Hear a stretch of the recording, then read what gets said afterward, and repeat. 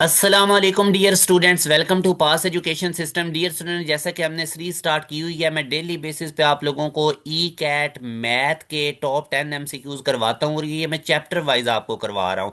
इससे पहले मैंने कम्प्लेक्स नंबर 5 लेक्चर्स के अंदर कंप्लीट कर दिया है। टोटल मैंने आप लोगों को 50 एमसीक्यूज उसके करवाए थे। उन तमाम लेक्चर्स का जो लिंक है वो इसी वीडियो के डिस्क्रिप्शन में आपको मिल जाएगा। अभी डियर स्टूडेंट्स, हमने सेट्स एंड फंक्शंस वाला चैप्टर शुरू किया हुआ है और इसके भी आज मेरा 5वां लेक्चर है। कोई 50+ एमसीक्यूज आज इसके हो जाएंगे। तो ये सारे लेक्चर्स आप लोगों ने लाजमी देखने हैं। प्रीवियस सारे लेक्चर्स आपको इसी वीडियो के डिस्क्रिप्शन में मिलेंगे। इंपॉर्टेंट अनाउंसमेंट ये है डियर स्टूडेंट्स, इसी वीडियो में एक कमेंट सेक्शन, पहला कमेंट पिन हुआ होगा, वो लाजमी आप लोगों ने करना है, क्योंकि ना उसको ज्वाइन कर ले हमारे व्हाट्सएप चैनल को। क्योंकि ना बच्चों को पता ही नहीं होता किस यूनिवर्सिटी के टेस्ट की डेट आ गई है, कब अप्लाई करना है, क्या मेरिट लिस्ट, इस तरह की तमाम चीज़ें आपको हमारे व्हाट्सएप चैनल में मिलेंगी। तो वो इसी वीडियो के पहले कमेंट के अंदर, जो पहला कमेंट सेक्शन में जो पहला कमेंट पिन हुआ हुआ है, वो लिंक आप लोगों ने लाजमी व्हाट्सएप चैनल फॉलो कर लेना है। उसके बाद डियर स्टूडेंट्स, हमारा जो न्यू बैच है, बैच 3.0, ठीक है, जिसमें स्टार्ट से आप लोगों को सारा कुछ करवाया जाएगा। ये स्टार्ट होने जा रहा है, जिसमें आपको यूईटी के फर्स्ट एडमिशन टेस्ट की, एनईडी के फर्स्ट एडमिशन टेस्ट की, आईबीए के राउंड 1 की, इसके अलावा प्यास यूनिवर्सिटी के फर्स्ट एडमिशन टेस्ट की, नेक्स्ट एनईटी 2, 3, 4 की, इन तमाम की प्रिपरेशन इस एक बैच में करवाई जाएगी। और इसमें इनरोलमेंट की डेडलाइन 3 जनवरी है। 3 जनवरी से पहले पहले आप लोगों ने अपनी इनरोलमेंट करवा लेनी है। अभी जो हमारा करंट बैच चल रहा है उसकी भी आपको एक्सेस मिल जाएगी। तो 3 जनवरी के बाद न्यू बैच के अंदर हम इनरोलमेंट नहीं लेंगे। ये अपने अपने दोस्तों को भी बता देना है। जो बच्चे भी ये फाइनल 4 से महीने, यही 2-3 है आपके पास तैयारी के, इनको अगर आपने निकाल दिया ना तो बाद में नहीं आपको टाइम मिलेगा प्रिपरेशन का। तो ये डियर चंद इंपॉर्टेंट बातें थी जो आपसे करनी जरूरी थी। अब हम क्वेश्चन की तरफ मूव करते हैं। हमारा जी, पहले मैं 41 क्वेश्चन इसके करवा चुका हूँ। अच्छा जी, अब इस क्वेश्चन में वो हमें कहता है for all number s and t the operation, ये star is defined by d, ये स्टार की उसने डेफिनेशन की हुई है कि ये फंक्शन है, तो आप लोगों ने इसकी वैल्यू निकालनी है। ठीक है, मतलब ये कि ये स्टार वाला फंक्शन आपको उसने बता दिया है कि एस स्टार टी, इसकी क्या लॉजिक है, हमारे पास ये s-1 है और आगे हमारे पास क्या है t+1। ठीक है, ये हमारे पास स्टार फंक्शन है। तो यहाँ से अब अगर आप देखेंगे तो ये -2 है हमारे पास और ये स्टार वाला फंक्शन है और साथ हमारे इसके क्या आ रहा है x। ठीक है, तो अब ये बिल्कुल इसके अकॉर्डिंग आप लोगों ने x की वैल्यू निकालनी। ऊपर उसने बता दिया है कि पहला अब s है ना, पहला देखें ना, एस स्टार टी फंक्शन को समझें। एस स्टार टी था तो एस जो पहला था एस, उसमें से एक 1 माइनस करना और दूसरे के अंदर 1 प्लस करना है। तो अब -2 स्टार एक्स पे यही ऊपर वाला ऑपरेशन अप्लाई करते हैं। पहला -2 है ना, उसके अंदर से -1 करना है। ठीक है, आगे जो दूसरा था एक्स था ना, दूसरा अब एक्स है, उसके अंदर 1 प्लस कर देना है।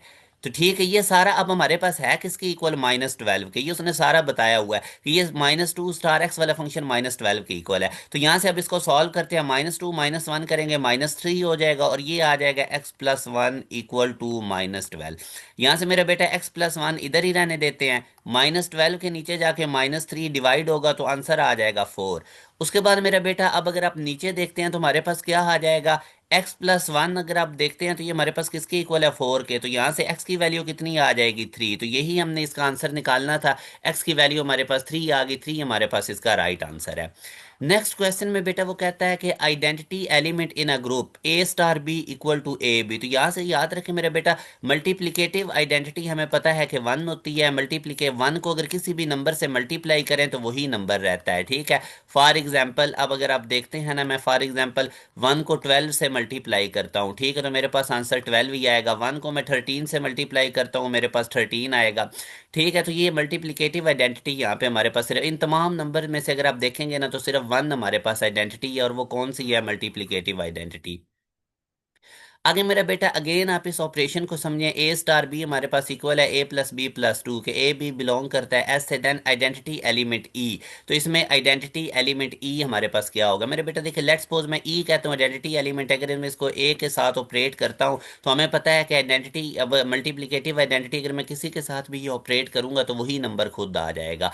अब मैं ऊपर अगर ए स्टार बी वाला ऑपरेशन सामने रखता हूँ तो ए स्टार बी जब दो नंबर्स को मल्टीप्लाई करते हैं तो इसका क्या है, ए और बी को ऐड कर देना और उनके अंदर दो को ऐड कर देना है। तो ये ए स्टार ई के ऊपर भी अगर मैं लगाता हूँ तो ए के अंदर ई को ऐड कर देना है, ठीक है, और फिर इनके अंदर +2 कर देना है अकॉर्डिंग टू दिस ऑपरेशन। और ये हमें पता है कि ए स्टार ई किसके इक्वल था, ई ए के, तो यहाँ से मैं ए भी लिख देता हूँ।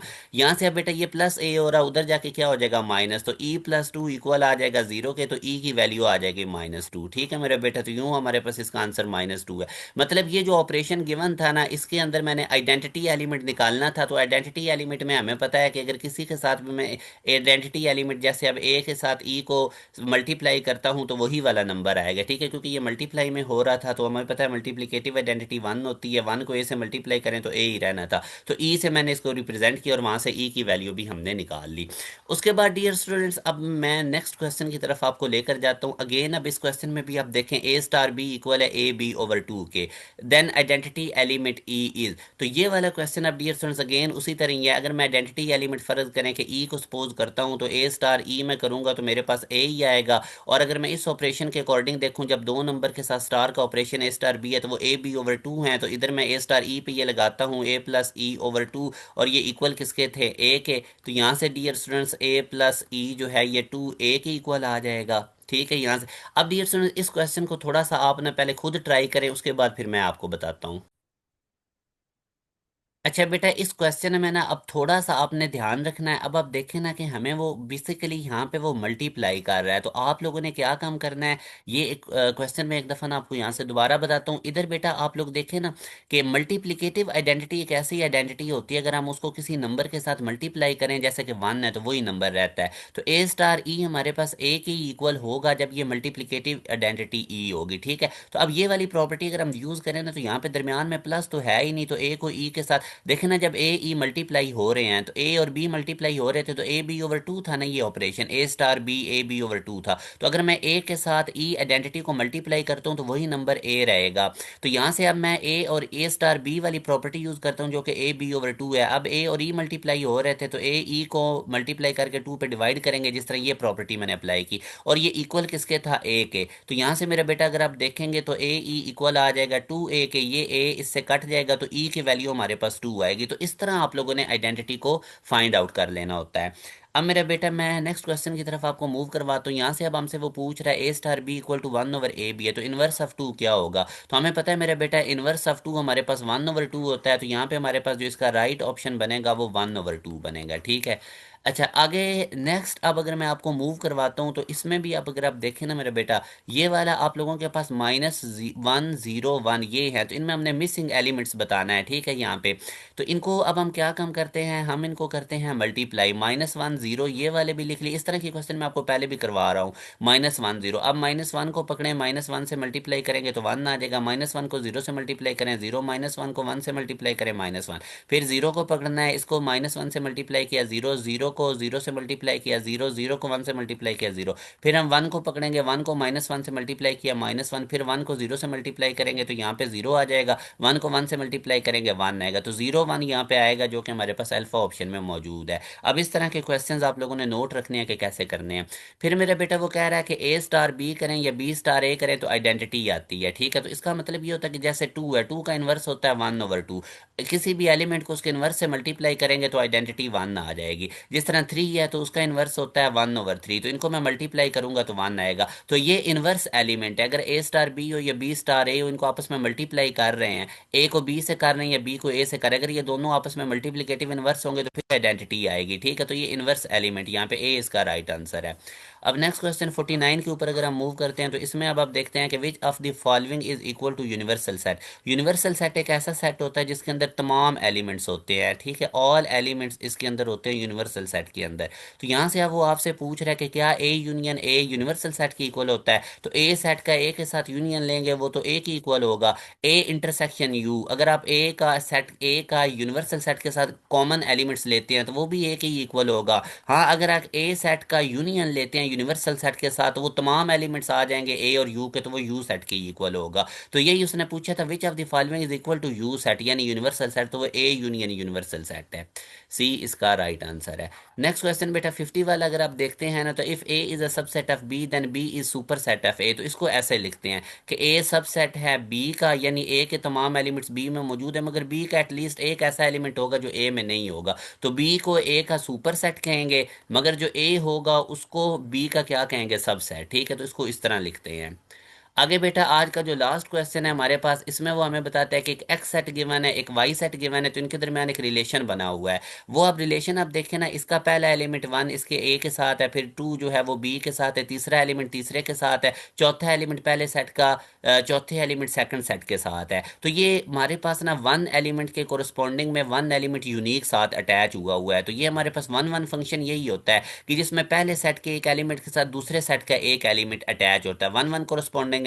और उसके बाद अगर आप इनकी रेंज देखेंगे ना इस रिलेशन की, ए बी सी डी, ये दूसरे फंक्शन के इक्वल आ रही है, ए बी सी डी। तो इस तरह अगर रिलेशन में जो इसकी रिलेशन की जो रेंज है वो दूसरे सेट के इक्वल आ जाए तो वो ऑन टू फंक्शन होता है। तो ये वन वन भी है और ऑन टू भी है, डेल्टा इसका राइट आंसर है। तो यूं बेटा आज हमारे 51 क्वेश्चन कंप्लीट हो जाते हैं। इसके बाद मेरे बेटा अब बड़ी इंपॉर्टेंट अनाउंसमेंट है कि एक अभी हमारा बैच 2.0 चल रहा है, और जो हमारा न्यू बैच है मेरा बेटा 3.0। जो हमारा न्यू बैच है 3.0, न्यू बैच हमारा 3.0, 3 जनवरी इसकी लास्ट डेट है रजिस्ट्रेशन की। यानी 3 जनवरी से पहले पहले आप लोगों ने हमारे न्यू बैच के अंदर अपनी रजिस्ट्रेशन करवा लेनी है। 3 जनवरी के बाद न्यू बैच में इनरोलमेंट आपको नहीं मिलेगी। अब इसमें बेटा जितनी भी टॉप रैंक यूनिवर्सिटीज़ हैं ना, इनके एंट्री टेस्ट बोर्ड एग्जाम से पहले हो जाने हैं। यूईटी का आप देख लें मार्च के फर्स्ट वीक में है, एनईडी का आप देख लें आप लोगों की फरवरी के एंड पे इसकी रजिस्ट्रेशन ओपन हो, एडवर्टीजमेंट आ जाएगी, और ये आप लोगों का टेस्ट भी तकरीबन मार्च अप्रैल में हो जाएगा। आईबीए का राउंड वन आप देख लें सर के ऊपर है। इसी तरह प्यास यूनिवर्सिटी का राउंड वन फरवरी के एंड पे है। नस्ट एनईटी टू आप देख लें मेरा बेटा, जो एनईटी टू आप लोगों की है वो भी अभी जनवरी के एंड पे आ रहा है। तो इन तमाम टेस्टों की तैयारी आपको हमारे इस बैच 3.0 के अंदर करवाई जाएगी। अभी इनरोल हो जाएंगे तो बैच टू की भी एक्सेस मिल जाएगी। डेली बेसिस पे लाइव क्लासेस होंगी रात 7 PM से लेके 11 PM तक। पूरी कोशिश करें मेरा बेटा इस बैच को लाजमी तौर पे ज्वाइन कीजिए।